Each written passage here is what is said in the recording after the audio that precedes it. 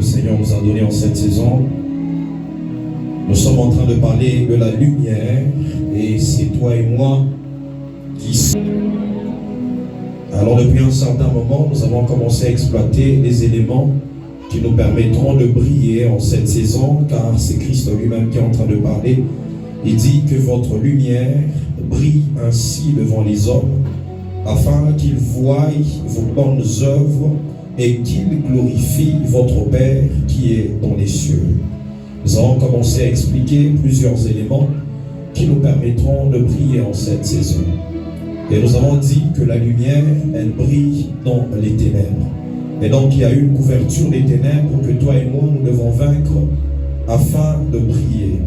Alors nous avons dit que la première couverture des ténèbres est attachée à l'ignorance. Parce que le diable, il veut maintenir le peuple de Dieu dans l'ignorance pour qu'il arrive à les couvrir. Nous avons dit qu'il y a une couverture des ténèbres. Et donc le monde de ténèbres cherchera en cette saison que toi et moi soyons en train de rester dans l'ignorance.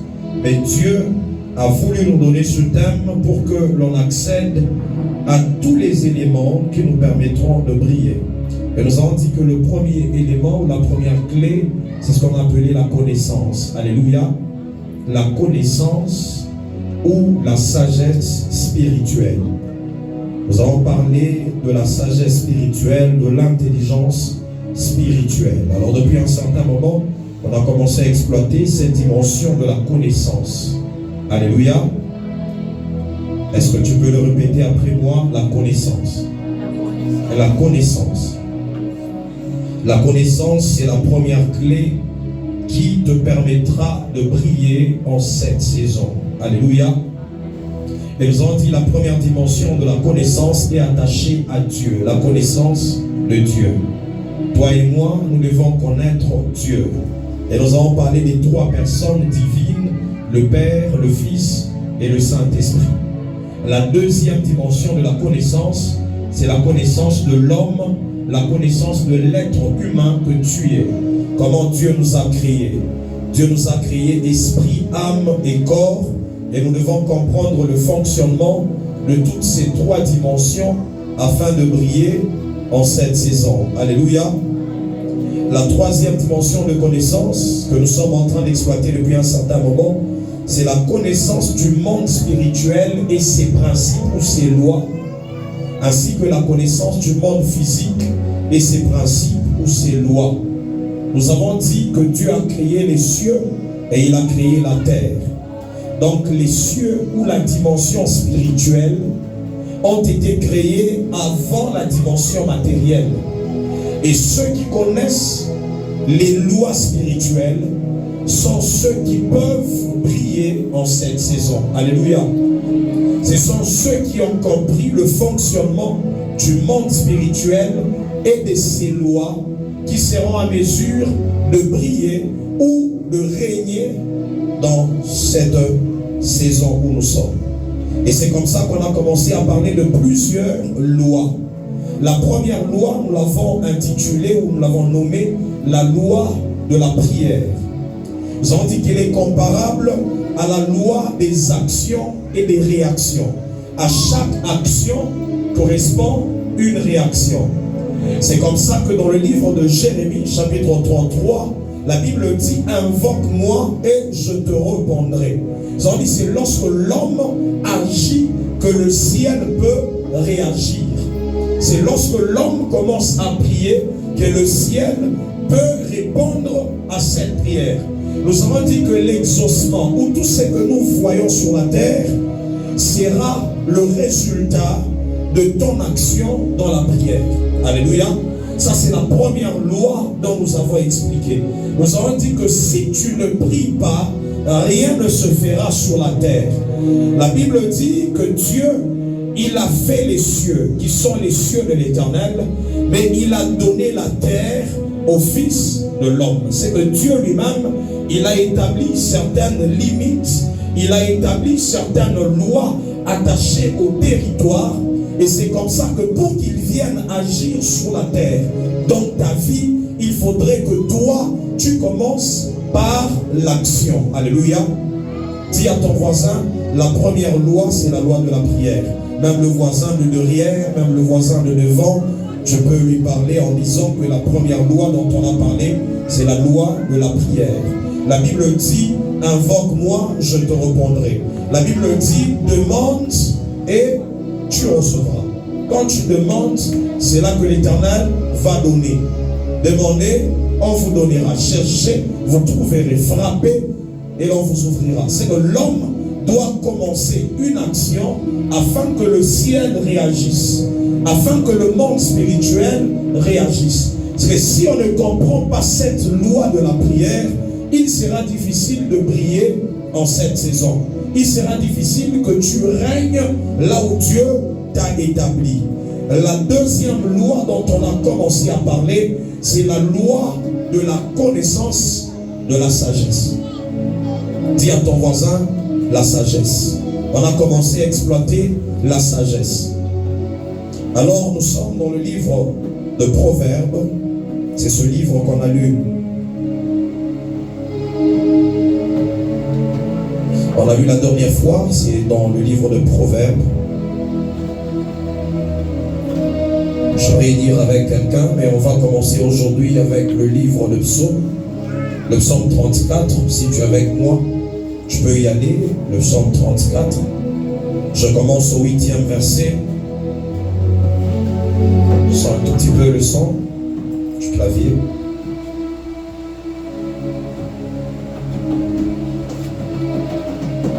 La Bible dit, l'ange de l'Éternel campe autour de ceux qui le craignent et il les arrache au danger. Sentez et voyez combien l'Éternel est bon.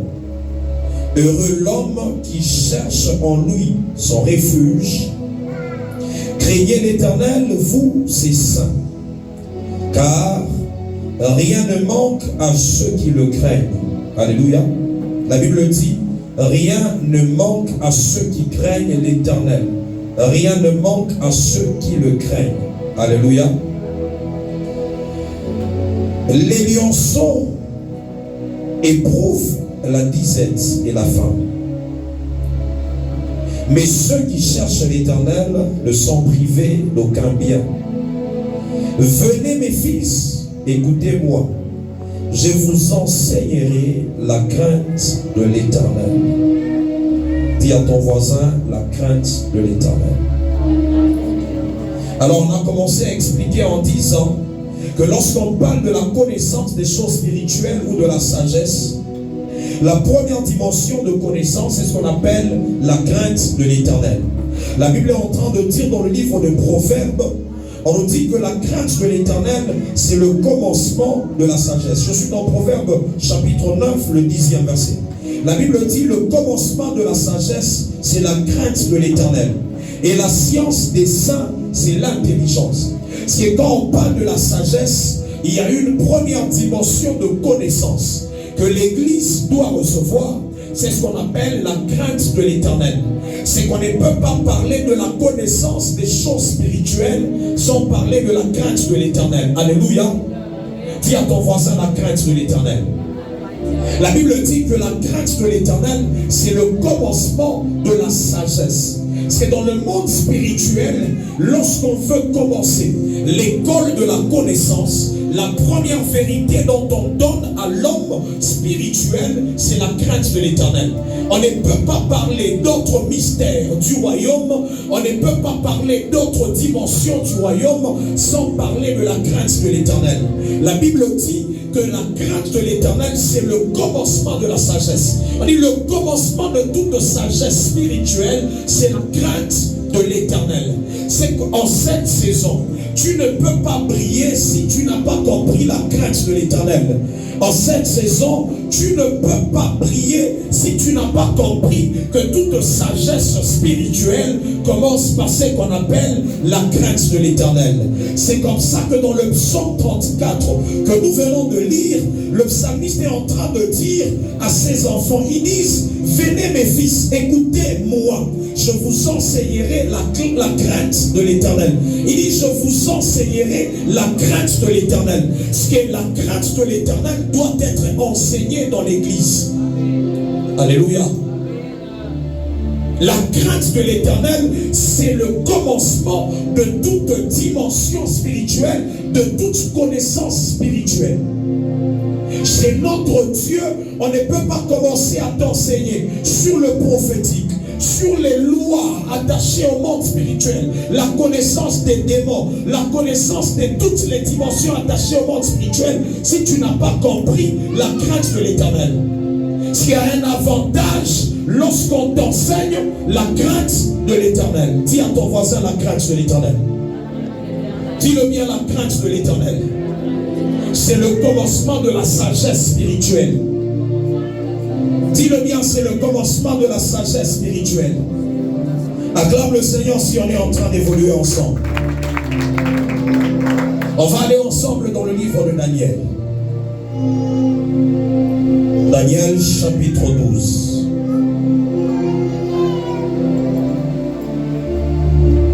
Daniel chapitre 12. Je commence au 2e verset. La Bible dit: et plusieurs qui dorment dans la poussière de la terre se réveilleront, les uns pour la vie éternelle et les autres pour l'opprobre, et pour être un objet d'horreur éternelle. Et les sages brilleront comme la splendeur de l'étendue. Dans d'autres versions, on dit qu'ils brilleront comme les cieux. Et ceux qui ont enseigné la justice à la multitude, comme les étoiles, à toujours et à perpétuité. Alléluia. Daniel chapitre 12, à partir du 2e verset, mais c'est le 3e verset qui est le plus important. La Bible dit: et les sages brilleront comme la splendeur. Parce qu'on est en train de comprendre que la sagesse est une clé qui nous permet de briller. On dit: les sages brilleront comme la splendeur. C'est-à-dire une clé qui te permettra de briller. Partout où tu seras, c'est la sagesse. Mais ici, l'homme de Salomon est en train de dire dans le livre des Proverbes que le commencement de la sagesse, c'est la crainte de l'Éternel. C'est l'une des choses qui nous permet de briller dans notre génération, dans tout ce que nous faisons, c'est la crainte de l'Éternel, parce que c'est le commencement de la sagesse. C'est quand on parle de la sagesse, de ceux qui doivent briller, ceux qui sont sages, qui doivent briller, on est en train de voir également la crainte de l'Éternel attachée à ceux qui doivent briller. Est-ce qu'on est ensemble? On dit: les sages brilleront. Parce que la sagesse ou la connaissance est un élément qui permet à l'homme de briller. C'est ce que le livre de Daniel est en train de nous dire. Les sages brilleront comme la splendeur. Les sages seront en train de briller comme l'étendue des cieux. Parce qu'il y a une lumière, une splendeur qui t'attend. Mais il faudrait que tu reçoives une dimension de sagesse. Mais la Bible dit que le commencement de cette sagesse-là, c'est la crainte de l'Éternel. On ne peut pas te parler des mystères, de la sagesse attachée à tout ce qui est dans le monde spirituel si on n'a pas commencé à enseigner la crainte de l'Éternel dans l'Église. Et surtout en ce temps où nous sommes. C'est un temps où nous sommes dans la corruption. Le monde est attaché à la corruption en cette saison. Le monde est attaché à l'occultisme, à la magie. Mais qu'est-ce qui fera? C'est que l'Église commence à briller en cette saison. Qu'est-ce qui va faire la différence? La Bible est en train de dire: je mettrai la différence entre ceux qui me servent et ceux qui ne me servent pas. Mais cette différence, elle sera à quelle dimension? C'est à la dimension de la sagesse, à la dimension de la connaissance. Mais on nous dit que cette connaissance, elle commence avec la crainte de l'Éternel. Alléluia. Dans un monde où il y a la corruption, mais toi tu dois faire la différence par la crainte de l'Éternel. Pose la question à ton voisin: est-ce que tu peux faire la différence par la crainte de l'Éternel en cette saison? Dis-le bien: est-ce que tu peux faire la différence par la crainte de l'Éternel en cette saison? Et nous avons commencé à définir la crainte de l'Éternel. Nous allons commencer à parler de la crainte de l'Éternel. Dans le livre de Proverbes chapitre 8, c'est là qu'on est en train de nous parler de la crainte de l'Éternel comme étant la haine du mal. Je suis en train de lire Proverbes chapitre 8, à partir du verset 11. La Bible dit: car la sagesse vaut mieux que les perles. Elle a plus de valeur que tous les objets de prix. Moi, la sagesse, j'ai pour demeure le discernement et je possède la science de la réflexion. La crainte de l'Éternel, c'est la haine du mal, l'arrogance et l'orgueil, la voix du mal et la bouche perverse. Voilà ce que je hais. On nous définit la crainte de l'Éternel comme étant la haine du mal. C'est quand on parle du commencement de la sagesse, on parle du commencement de la connaissance spirituelle, ça commence avec la haine du mal. Tu ne peux pas nous dire que tu connais les anges, que tu connais le Saint-Esprit, que tu connais Dieu, mais si tu n'as pas appris à haïr, à détester le mal. Nous sommes dans cette génération où nous sommes capables de tout faire pour avoir l'argent. Mais ici on est en train de nous dire que la sagesse, elle a du prix de plus que toute autre chose. C'est au-delà de l'argent que tu es en train de rechercher. Tu dois comprendre qu'il y a une dimension de sagesse qui a plus de valeur, qui a plus de prix que ce que tu cherches là, que l'argent. Elle a du prix de plus que même les perles de ce monde. Et on nous dit que cette sagesse-là, elle a pour fondement, pour fondation, la crainte de l'Éternel.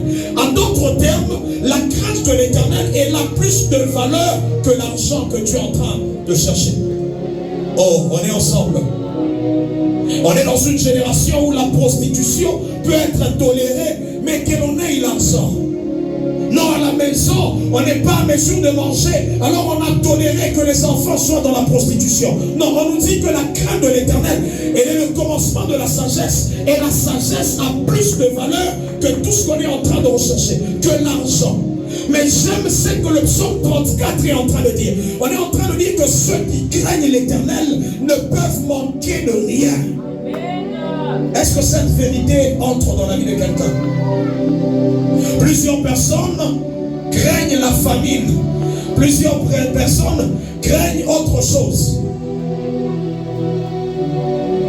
Mais ici on nous dit que la crainte de l'Éternel, elle a la capacité de te donner tout ce que tu manques dans ta vie. Tout ce que tu n'as pas dans ta vie, tu peux le recevoir par la crainte de l'Éternel. Le problème, c'est que le chrétien, il n'a pas encore appris à prendre ce fondement de la crainte de l'Éternel et marcher avec lui. Partout où tu passes, cela doit devenir une vérité. Tu dis, la parole de Dieu dit que celui qui craint Dieu ne peut rien manquer. Celui qui a la crainte de l'Éternel, il ne peut pas manquer du travail, il ne peut pas manquer de l'argent, il ne peut pas manquer à manger. Le problème, c'est que toi, tu n'as pas encore compris que la crainte de l'Éternel est une loi, c'est un principe dans le monde spirituel. Alléluia. Quand on regarde la vie des Job, j'aime la vie de cet homme. Dieu est en train de parler à Satan. Il est en train de dire: as-tu vu, tu as remarqué mon serviteur Job? Il est intègre sur la terre. Mais j'aime la partie où Dieu lui-même est en train de dire que c'est un homme qui craint Dieu et qui se détourne du mal. Alléluia. Est-ce qu'on a déjà lu ce verset-là? Je suis dans Job chapitre 1er, le 8e verset. La Bible dit: l'Éternel dit à Satan: as-tu remarqué mon serviteur Job? Il n'y a personne comme lui sur la terre. Nous sommes dans cette génération où Dieu est en train de chercher des hommes, ou au ciel. Même si l'accusateur pouvait aller au ciel, Dieu lui-même se dit: il n'y a personne sur la terre qui soit comme la sœur Julia. Il n'y a personne sur la terre qui soit comme le frère tel, qui soit comme telle personne. Dieu attend ce moment-là en cette saison. Alléluia. Pose-toi la question le temps où je parle. Est-ce que Dieu peut aussi dire ça à Satan? As-tu remarqué mon serviteur Emmanuel? As-tu remarqué mon serviteur David? As-tu remarqué ma servante Kevani? Il est en train de dire lui, mais c'est Dieu qui parle. C'est Dieu qui parle. Il dit, as-tu remarqué mon serviteur Job? Il dit, il n'y a personne comme lui sur la terre. Une dimension de différence avec ceux qui étaient sur la terre. Job fait la différence. Mais regarde les éléments que Dieu commence à énumérer pour parler de la différence ou la lumière que Job était en train de manifester. Dieu commence à dire, c'est un homme intègre et droit. Ça, ce sont les aspects qui accompagnent la crainte de l'Éternel. On parle de la droiture et on parle de l'intégrité. Parce qu'on ne peut pas dire que tu crains l'Éternel si tu n'es pas droit dans ce que tu fais, si tu n'es pas intègre dans tes voies. Et il dit, un homme craignant Dieu et se détournant du mal. Parce que la crainte de l'Éternel s'accompagne du détour du mal. Tu dois te détourner du mal pour qu'on dise que tu es en train de craindre l'Éternel. Pour qu'on dise, cet homme réellement, il a la connaissance des choses spirituelles. La première vérité que tu dois recevoir, la première loi spirituelle, c'est la crainte de l'Éternel. Nous sommes dans une phase où les hommes à l'église veulent entendre les messages où on te dira tu vas briller. C'est une très bonne chose. Mais les lois qui nous permettent de briller, ça c'est ce qu'on ne veut pas connaître. Et ce soir, je suis en train de parler de la loi qu'on appelle la crainte de l'Éternel. La crainte de l'Éternel, on nous dit, c'est se détourner du mal. Un homme craignant Dieu et se détournant du mal. On dit la crainte de l'Éternel, c'est la haine du mal. Acclame le Seigneur si tu es avec moi. Dis à ton voisin le principe de la crainte de l'Éternel. Dis-moi un homme qui brille, je te montrerai un homme qui craint l'Éternel. Un homme qui brille, c'est un homme qui craint l'Éternel. Un homme qui est appelé à briller, c'est un homme qui craint l'Éternel. Nous sommes la lumière du monde. Et donc en cette génération, Dieu attend que toi et moi soyons en train de faire la différence dans la crainte de l'Éternel. Alléluia. Dis à ton voisin, tu dois faire la différence dans la crainte de l'Éternel. Vous savez, j'étais en train de lire, de méditer sur la grandeur de l'homme.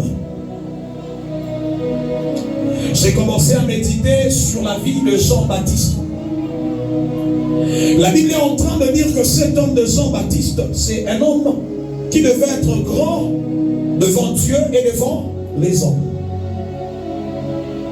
La première dimension, on dit qu'il devait d'abord être grand devant Dieu. Aujourd'hui, la définition de la grandeur sur la terre, c'est selon les hommes. Parce que je vois Papa Hans avec une maison à étage, je me dis, ah, c'est un homme de Dieu puissant, un homme de Dieu grand. Mais la Bible est en train de dire que personne sur la terre, de tous ceux qui sont nés d'une femme, n'est plus grand que Jean-Baptiste. Où est-ce qu'on a vu Jean-Baptiste avoir de l'argent?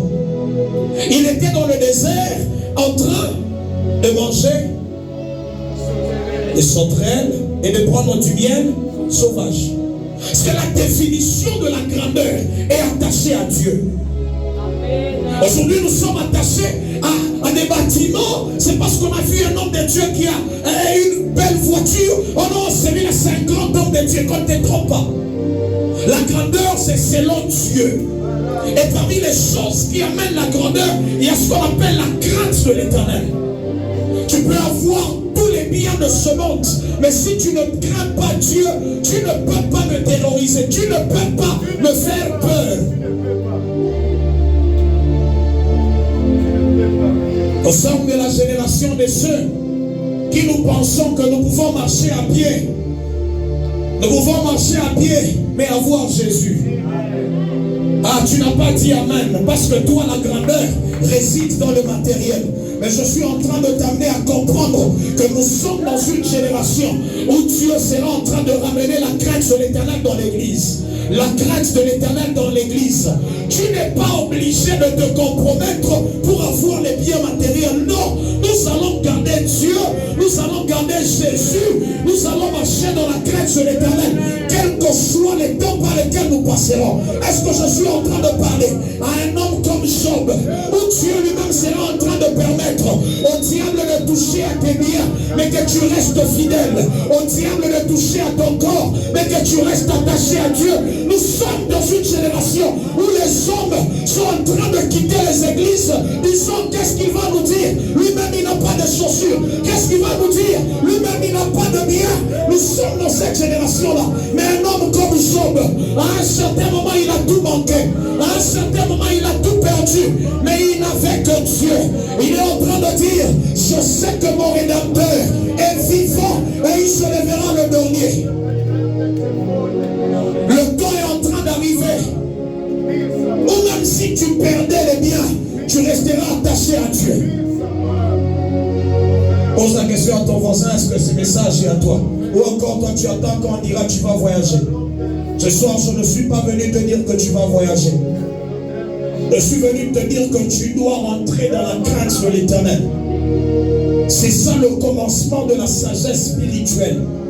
C'est ça le commencement de la connaissance spirituelle. La Bible est en train de dire, les secrets de Dieu sont pour ceux qui le craignent. Les secrets de Dieu sont pour ceux qui le craignent. Tu veux avoir les secrets de Dieu, la crainte de l'Éternel. Tu veux entrer dans la chambre secrète de Dieu, la crainte de l'Éternel. Il y a des chambres où les autres n'entreront jamais. Mais celui qui craint l'Éternel, il pourra entrer dans les secrets de Dieu, dans les secrets de Dieu.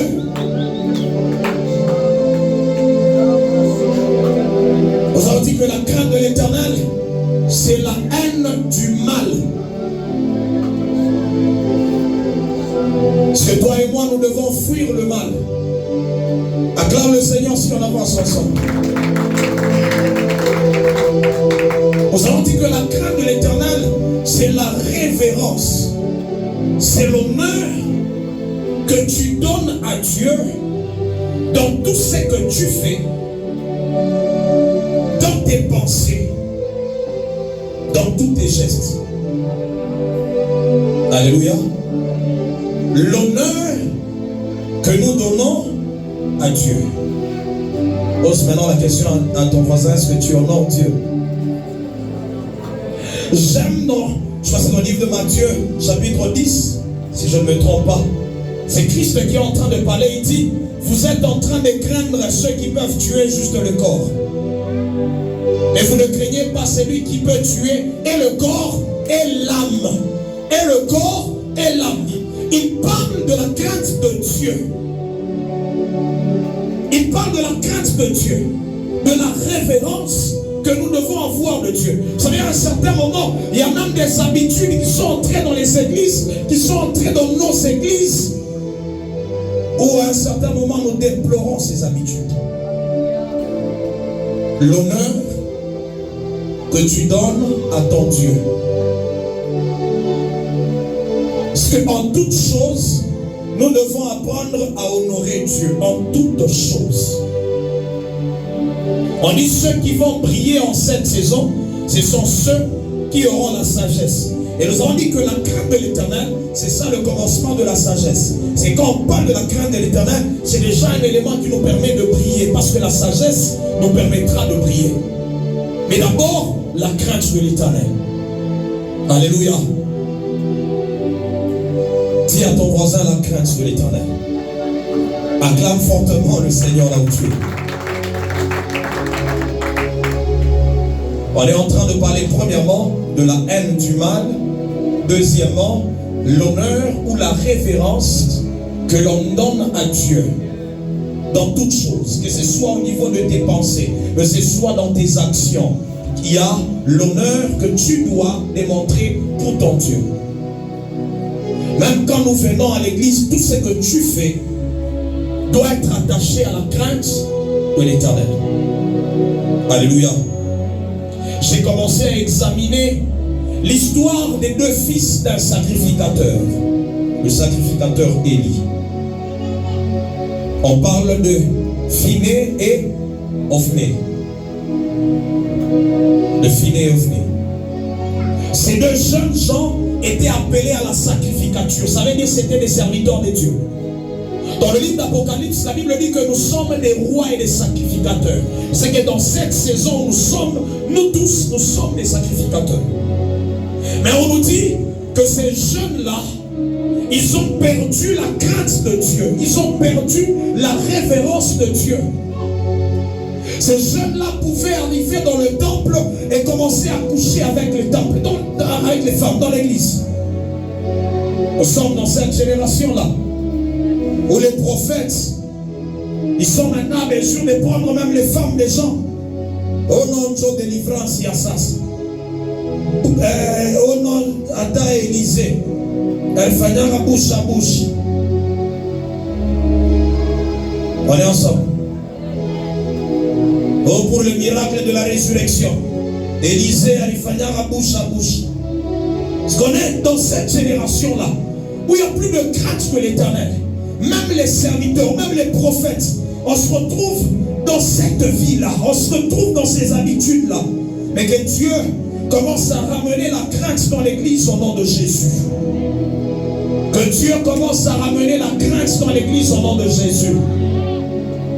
Et quand tu entres dans la présence de Dieu, il faudrait que l'on sente que cette personne a la crainte de l'Éternel. A la crainte de l'Éternel. Alléluia. Je suis en train de lire 1 Samuel chapitre 2.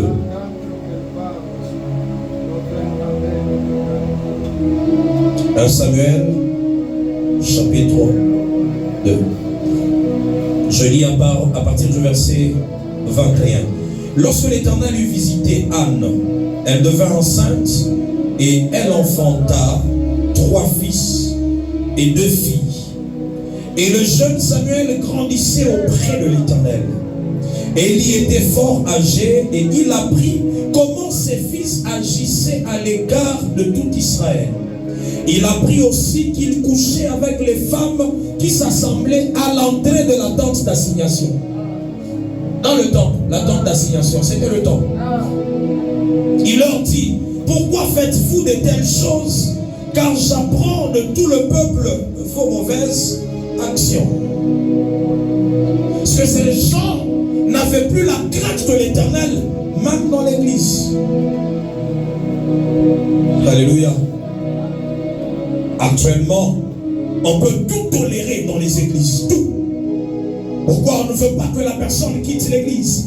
On ne veut pas que la personne quitte l'église. Mais le Seigneur était en train de me dire ce matin que le temps est en train d'arriver où il sera lui-même en train de mettre la différence entre les serviteurs qui seront vrais et ceux qui seront faux. Alléluia. Ça c'est un message qu'on a donné au mois de décembre.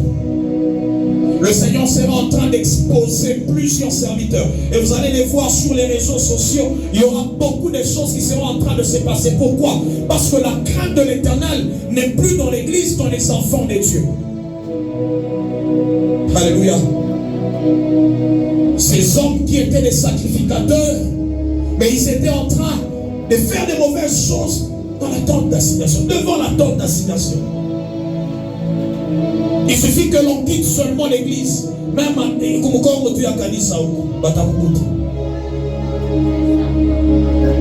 que Dieu commence à ramener la crainte de l'Éternel dans l'église. Dans le temps, on savait que pour entrer dans le temple, il y avait certaines attitudes que l'on prenait, mais actuellement, ce n'est plus le cas. Il n'y a même plus de respect.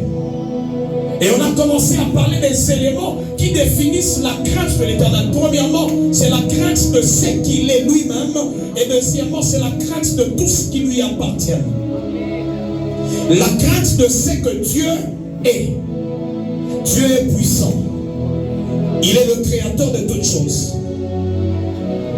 Dieu est au-dessus de toutes choses. Il est Elion, au-dessus de toutes choses.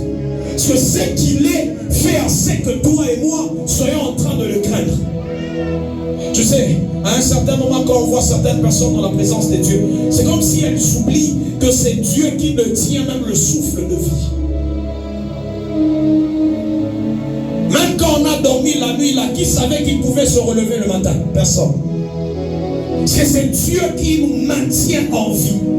La Bible est en train de dire, c'est le psalmiste qui parle, il dit, il renouvelle la vie à nos corps mortels. Il donne la vie à nos corps mortels. Parce que si toi et moi nous sommes en vie, il y a un Dieu qui continue à te donner cette vie-là. Et c'est comme ça que tu dois le craindre. Pourquoi? Parce qu'il peut se lever un matin et dire, celui-ci c'est fini. Mais aujourd'hui nous pensons que nous sommes ce que nous sommes par nous-mêmes. C'est là qu'il y a le problème. Même dans l'église, nous sommes en train de faire tout ce que nous voulons parce qu'on se dit que nous sommes ce que nous sommes par notre propre volonté. Non. La Bible dit, c'est lui qui donne l'être et le mouvement. L'être et le mouvement, c'est que tu es. Si tu peux marcher aujourd'hui, c'est Dieu. Si tu peux parler aujourd'hui, c'est Dieu. Et c'est comme ça que la première dimension de la crainte, c'est pour ce qu'il est. C'est qu'il est. La deuxième leçon, c'est pour ce qu'il a. Quand on parle de ce qu'il a, on a commencé à parler du respect des choses sacrées. Un homme comme Nebuchadnezzar, il prend les ustensiles du temple, il va boire avec ses concubines. C'est-à-dire aujourd'hui, à l'église, c'est le lieu où quelqu'un peut entrer. On ne sait même plus éduquer nos enfants dans le respect du sacré. Un enfant peut être là, il monte sur la chaise et la maman est juste à côté.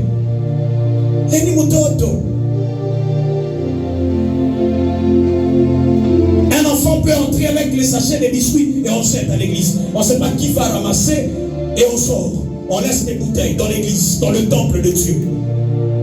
Dis à ton voisin, ça c'est le manque de la crainte de l'Éternel. On a parlé du lieu saint. Dieu est en train de dire à Moïse, enlève tes souliers, enlève tes sandales, car le lieu sur lequel tu te tiens, c'est un lieu saint. Le lieu sur lequel tu te tiens est un lieu saint. S'il y a des lieux qui sont saints, c'est un lieu qui appartient à Dieu. L'église est un lieu qui appartient à Dieu. Quand tu y entres, tu dois respecter ce lieu-là. C'est une dimension de crainte de l'Éternel. Alléluia. Acclame le Seigneur si tu es en train de comprendre. La crainte de l'Éternel est le commencement de la sagesse. Nous sommes dans une génération où on veut la voyance, le prophétique, la puissance. Mais on ne te parlera pas de ces choses si la crainte de l'Éternel n'est pas encore en toi. C'est comme ça que les autres ont contracté des alliances avec les esprits impurs. C'est la crainte de l'Éternel est une sécurité pour nous. La Bible dit l'ange de l'Éternel campe autour de ceux qui le craignent. L'ange de l'Éternel campe autour de ceux qui le craignent. Parce que cet ange-là, il a la capacité de te maintenir, que tu ne sois pas dans la déviation. Il te maintient pour que tu ne sois pas en alliance avec les autres esprits impurs. C'est que si tu ne crains pas Dieu, il est possible que tu sois dans les alliances même avec les démons. J'ai donné ici un exemple. Un jour, j'étais allé répondre à une invitation. Quand je rentre, je vois un esprit impur venir vers moi. Un esprit impur. Je le vois, il sort des eaux et il vient. Il me dit clairement, moi je suis l'esprit qui travaille dans la voyance, dans le prophétique. Et il commence à me montrer plusieurs qui travaillent avec lui. Il dit, regarde celui-là, c'est moi qui travaille avec lui. Regarde. Je suis venu parce que la saison est en train de changer pour toi. Je dois t'amener dans la gloire. Alléluia. Je dois t'amener dans la gloire. Et pour lui, la gloire là, c'était quoi, hein? Je ne sais pas comment on définit la gloire selon les hommes. Et heureusement, dans la vision là, je lui dis, non. Depuis tous ces temps, je ne travaillais pas avec toi.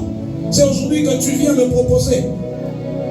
Non, moi je ne peux pas accepter ce que tu me proposes. Et dans cette vision-là, dans cette expérience, il s'énerve. Comment tous les autres ont accepté? Je dis, je refuse. Et il est sorti en colère. Il est parti. C'est comme ça que la jeunesse aujourd'hui, il est possible que l'on soit en contact avec des esprits de divination, des esprits impurs. Tu penses que tu es en train de prophétiser alors que c'est un esprit impur. Pourquoi? Parce que d'abord, les fondements de la crainte de l'Éternel n'ont pas été posés autour de notre ministère. Regardez un homme comme Géasi. Géasi travaille avec Élisée. Élisée lui dit non, ce n'est pas le temps de prendre les offrandes. Ce n'est pas le temps de prendre les présents. Mais aujourd'hui, nous sommes dans une génération où pour que je prie pour toi, il faudrait que tu fasses une offrande. L'offrande du chiffre 7, l'offrande du chiffre tel. Tout ça, c'est quoi? C'est parce que la crainte de l'Éternel n'est pas établie autour du ministère de plusieurs. Nous sommes en train de prier que Dieu préserve.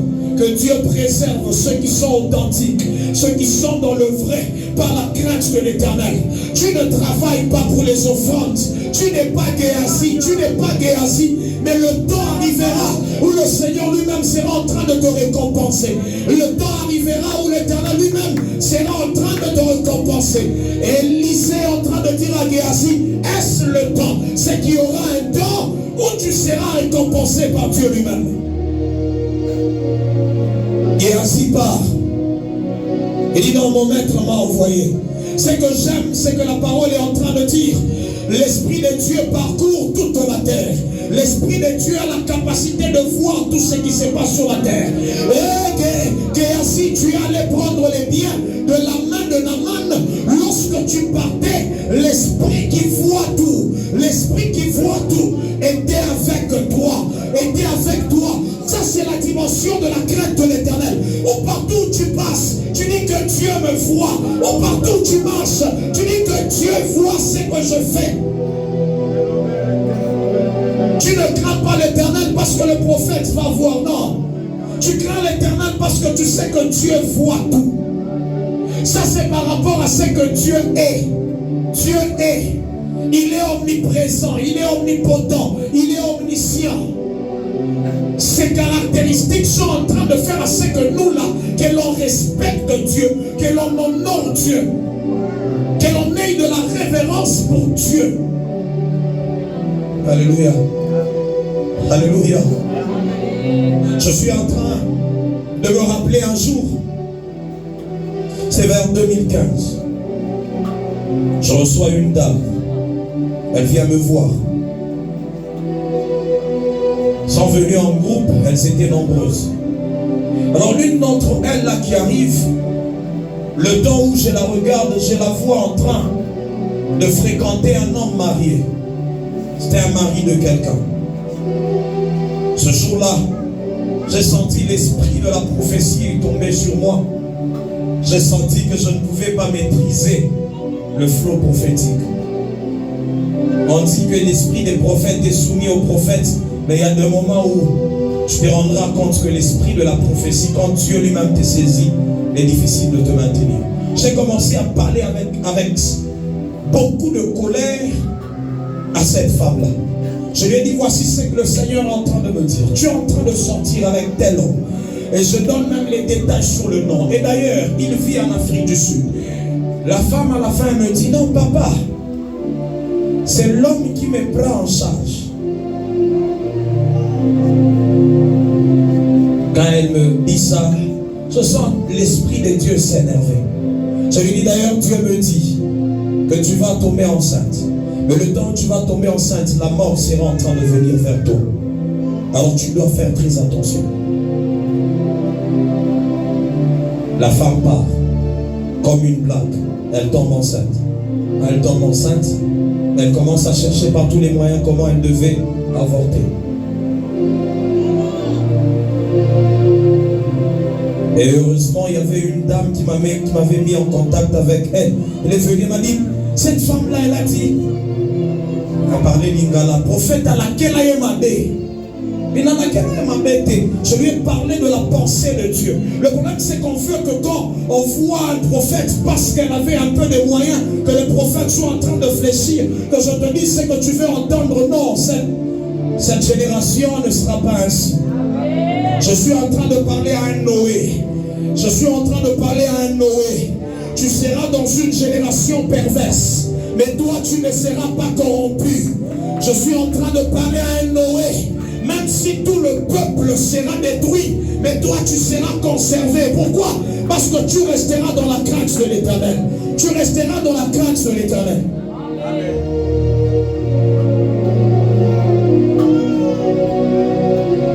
Elle devait commencer à confesser, à faire la repentance pour que Dieu la sorte de cette situation. Ce soir, je suis venu parler à l'église en disant que la crainte de l'Éternel doit retourner dans l'église. Nous devons honorer Dieu dans ce que nous faisons. Nous devons honorer Dieu pour ce qu'il est. La crainte de l'Éternel. Nous devons honorer pour ce que Dieu il a. J'étais en train de parler du lieu sacré, le temple de Dieu. C'est quand tu entres dans ce lieu, rassure-toi d'être dans la crainte de l'Éternel. Tout ce qui appartient à Dieu, tu dois le respecter. Alléluia. Que ce soit les micros, que ce soit les chaises, tout ce qui appartient à Dieu. Vous savez, Dieu était en train de me dire, je crois qu'un jour on était en train de faire la délivrance avec quelques personnes ici. Il y avait un frère qui était en train de manifester tellement. Il a commencé sur le frère Manassé, était là, le frère Emmanuel, papa aussi était là. Il a commencé à frapper les gens. Alors il est allé sur ce poteau. On est arrivé, on a prié pour le poteau. Le temps où il a touché le poteau, ce n'était plus le poteau physique. Il y avait quelque chose de surnaturel. Et Dieu a commencé à m'enseigner. Il a dit, tu sais, à un certain moment, tout ce qui est dans le temple n'est pas honoré. C'est comme ça qu'on ne voit plus la puissance de Dieu, même dans les choses qui sont dans le temple. On prend les mouchoirs, on les met sous les corps de poing, et les mouchoirs commencent à guérir. Que dire de tout ce qui est dans l'église? Tout ce qui est dans le lieu saint. C'est nous-mêmes qui sommes en train de déshonorer ce que Dieu a donné à l'église, qui est dans les lieux saints. Alléluia. J'ai donné un exemple le dimanche. Ceux qui me connaissent, à un certain moment, on peut avoir des visiteurs. Oh non, en tout cas, pour les bitches, bien, en tout cas, les choix que mes enfants sont là. On ne donne jamais les chaises de l'église. Ce sont les chaises de Dieu. Il y a une différence entre la maison de l'homme de Dieu et la maison de Dieu. Une chaise, ça n'appartient pas à l'homme de Dieu, ça appartient à Dieu. Alléluia. Mais qu'est-ce que nous on fait?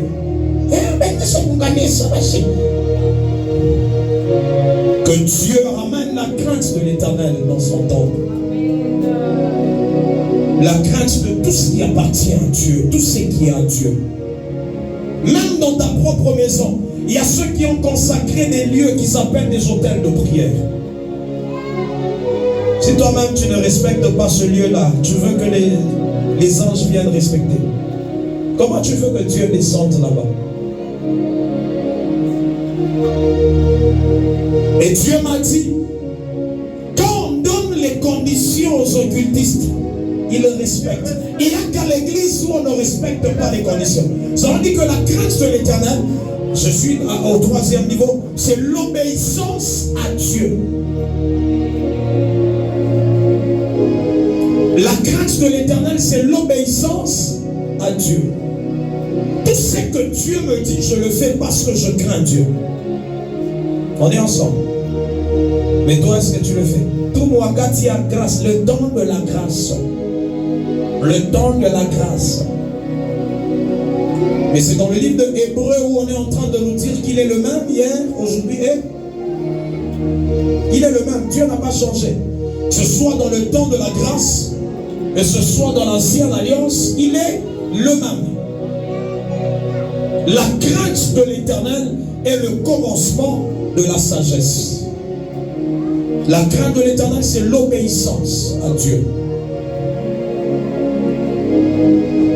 Ici seulement à l'église, ou quand on veut donner même certaines recommandations aux gens, essayer de le respecter. Maman, ou tapuya, je dis ça, foulani.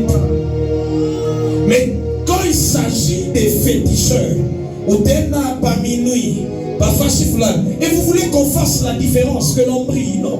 On ne va pas briller parce que nous ne craignons pas Dieu. Nous ne sommes pas obéissants à ce que Dieu nous dit. Alléluia. Pose la question à ton voisin. Est-ce que tu obéis à tout ce que Dieu te dit? Il y a ceux qui sont là. Dieu t'a déjà dit, toi tu dois commencer à prier la nuit. Est-ce qu'on en bat? Mais il suffit seulement que ma balle inje. Aoutalala.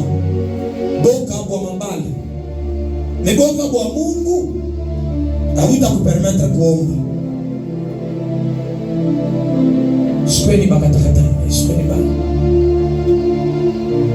La crainte de l'Éternel est le commencement de la sagesse. La Bible dit dans le livre de Daniel, ce sont les sages qui prieront comme la splendeur. C'est une mission. Alléluia. C'est que ce soir, je suis en train de te dire qu'en cette saison, pour briller, il te faut la crainte de l'Éternel. Pour que l'on soit la lumière du monde, il nous faut la crainte de l'Éternel. Il nous faut la crainte de l'Éternel. Un homme comme Joseph, on a dit le dimanche, il est avec la femme de Potiphar, Boba 2. La femme de Potiphar dit, couche avec moi. Et la Bible dit qu'il était beau de figure, qu'il était élégant, c'était un homme très beau. Et ainsi se dire, il m'a beauté mon mari, tout pays, tout n'a pas changé, tout me dit. Oui, tout me dit ça. La femme de Potiphar. Alléluia. Il est en train de dire, je ne peux pas pécher contre Dieu. Il est seul. Genèse 39, le verset 9. Je ne peux pas pécher contre mon Dieu. Il n'est pas avec le pasteur. Mais il dit, je ne peux pas pécher contre l'Éternel. Quand il dit,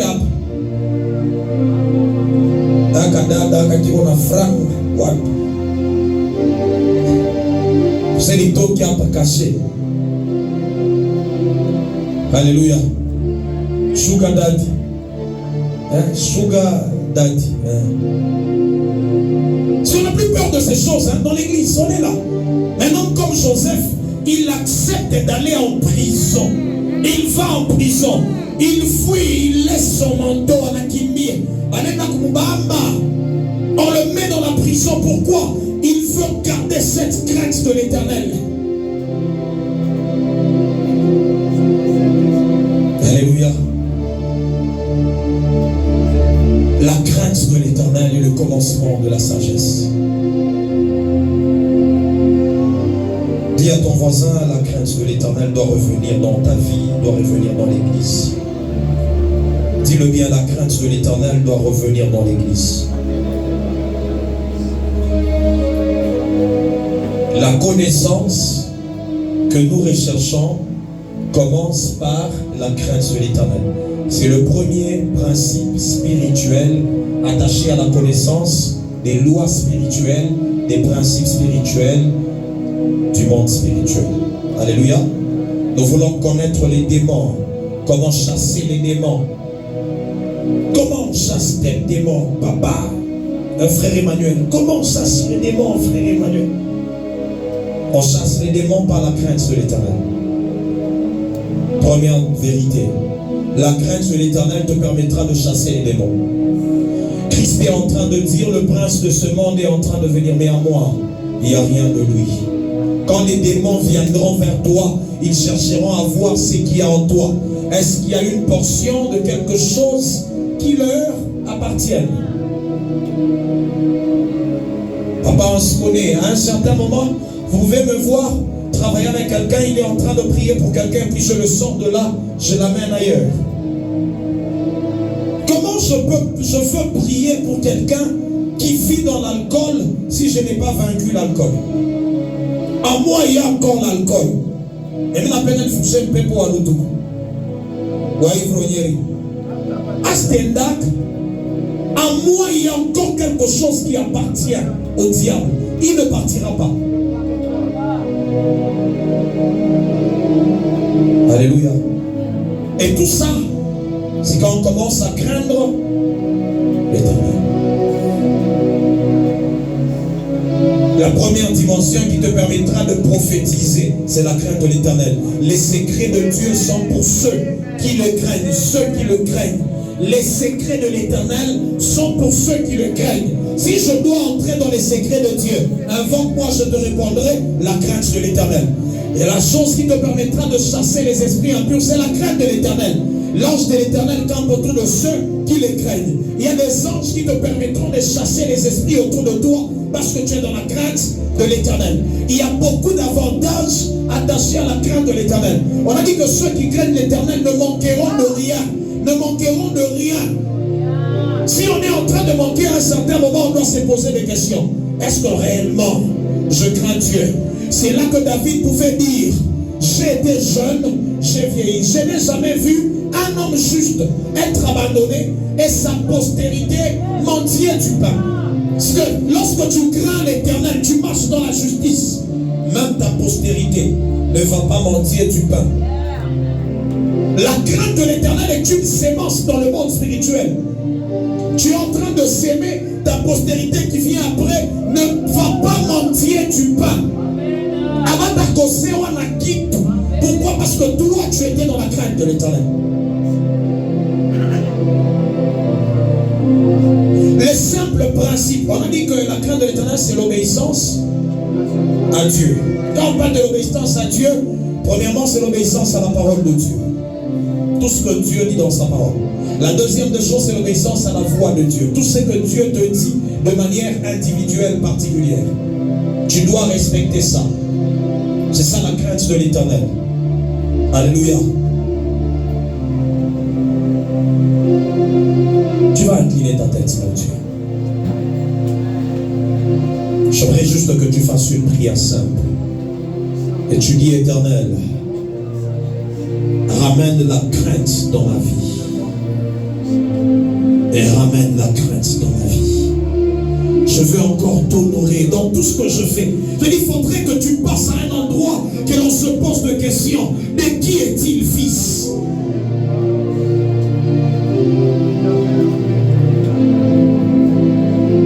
Commence à élever ta voix et commence à parler.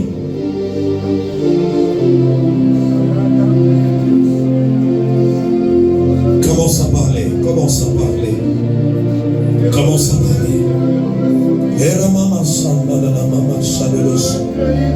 Seigneur, ramène la crainte dans l'église Bethléem. Ramène la crainte dans ton église. La crainte de Dieu. La crainte de l'Éternel dans ton église. Ramène la crainte dans ton église, oh Dieu. Dans ma manière d'offrir, commence à dire à Dieu, est-ce que ce que toi tu donnes à Dieu, ça représente quelque chose qui démontre la crainte de l'Éternel? Même dans notre manière d'offrir, nous devons démontrer la crainte de l'Éternel. Nous sommes dans une saison d'Ananias et Saphira, des hommes et des femmes qui peuvent se permettre de tromper même à la personne du Saint-Esprit, qui peuvent même tromper à la personne du Saint-Esprit. Ananias et Saphira, dans Actes chapitre 5, ils arrivent et ils commencent à tromper à la personne de Pierre. Et la mort frappe. Il y a la mort qui commence à frapper plusieurs domaines de nos vies. Pourquoi? Parce que nous manquons la crainte de l'Éternel. Seigneur, la crainte dans ton église. Seigneur, tu nous as appris que la crainte nous permettra de briller en cette saison, de faire la différence, oh Dieu. Seigneur, ramène la crainte, ramène la crainte, ramène la crainte. Nous avons parlé le dimanche d'une autre dimension de crainte. C'est la crainte des serviteurs de Dieu, ce que Dieu a établi. La Bible est en train de dire, obéissez à vos dirigeants dans l'église. Parce qu'ils sont les gardiens de vos âmes. Ils sont les gardiens de vos âmes. Obéissez à ceux qui sont établis sur nos vies. Parle à Dieu ce n'est pas le temps de regarder à gauche et à droite. C'est le temps de prier en disant, Dieu Seigneur, ramène la crainte dans ma vie. Seigneur, 2025, j'ai marché dans le désordre, dans la désobéissance. Je n'étais pas dans la haine du mal. J'étais, éternel Dieu, dans la désobéissance. J'étais dans le mal. Ramène la crainte au Dieu. Ramène la crainte au Dieu. Ramène la crainte. Nous sommes dans une génération où l'homosexualité est tolérée, l'homosexualité est permise. Et tout ça se passe. Il n'y a pas la crainte de Dieu. Il n'y a pas la crainte de Dieu dans l'église. Oh Éternel, ramène la crainte. La crainte dans nos vies, la crainte dans l'église, la crainte dans ma vie, oh Dieu. Ta parole est en train de dire que l'amitié de l'Éternel est pour ceux qui le craignent. L'amitié de l'Éternel est pour ceux qui le craignent. Seigneur, j'ai compris qu'il y a une dimension d'intimité qui commence à se créer quand je suis dans la crainte de l'Éternel. L'amitié de l'Éternel est pour ceux qui le craignent. Il y a une dimension d'intimité, d'amitié avec Dieu qui commence à se créer quand tu es dans la crainte de l'Éternel. Je suis en train de parler à ceux qui veulent être les intimes de Dieu. Les intimes de Dieu. Nous parlons de l'intimité à chaque fois. Oh, je veux entrer dans l'intimité avec Dieu. Mais Dieu dit dans sa parole, l'amitié, l'intimité avec Dieu est pour ceux qui le craignent. Pour ceux qui le craignent. Seigneur, la crainte, ramène la crainte. Dans le mariage, la crainte. Dans le bon mariage, la crainte de Dieu. La haine du mal, la haine du mal. La haine du mal, la haine du mal. Seigneur, ramène ces choses dans nos vies, oh Dieu. Ramène ces choses dans nos vies, oh Dieu. Dans nos vies, oh Dieu. Dans nos vies, oh Dieu.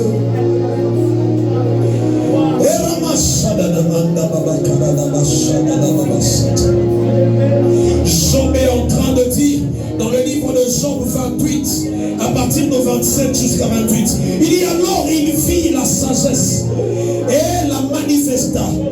Il en posa les fondements et l'a mis à l'épreuve.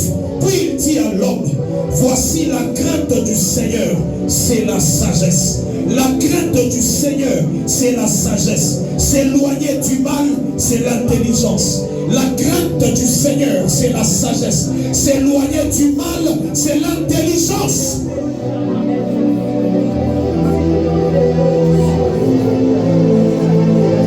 C'est le temps de prier. Ce n'est pas le temps d'être dans la distraction. C'est le temps de prier.